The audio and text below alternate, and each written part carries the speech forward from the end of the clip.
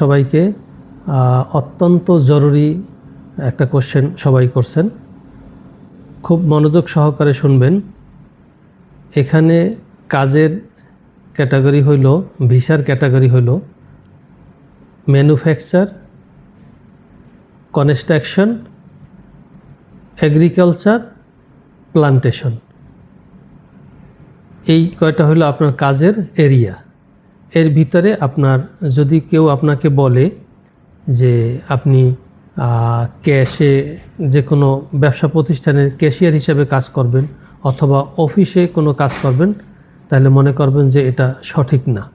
এবং এই ভুলের কারণে যদি আসার পরে আপনাকে এ ধরনের কোনো কাজ দেয়, আপনার পাসপোর্ট ভিসায় যেই কাজ উল্লেখ থাকবে সেই কাজই আপনার জন্য বৈধ।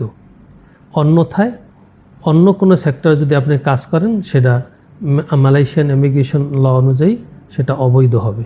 তো কাজে আপনারা সবাই খুব সচেতন থাকবেন, যখন আপনার হাতে কাগজপত্র যাবে ঠিক সেই মতো আপনাকে কাজ দিচ্ছে কিনা এটার প্রতি অত্যন্ত সচেতন থাকবেন। এবং এই ভুলের কারণে আপনার জীবনে হয়তোবা অনেক বড় একটা বিপদ আসতে পারে। বর্তমান সরকারের নিয়মকানুন অনুযায়ী নতুন যারা মালয়েশিয়ায় প্রবেশ করবেন কাজের উদ্দেশ্যে, তারা অত্যন্ত সচেতনার সাথে আপনার এই কাগজপাতি দেখে যেখানে কাজ, যেখানে ভিসা সেখানেই আপনার কাজ। স্পেশালি কোনো হোটেল অথবা অফিসিয়াল কোনো কাজে আপনি অ্যালাউড না। ধন্যবাদ।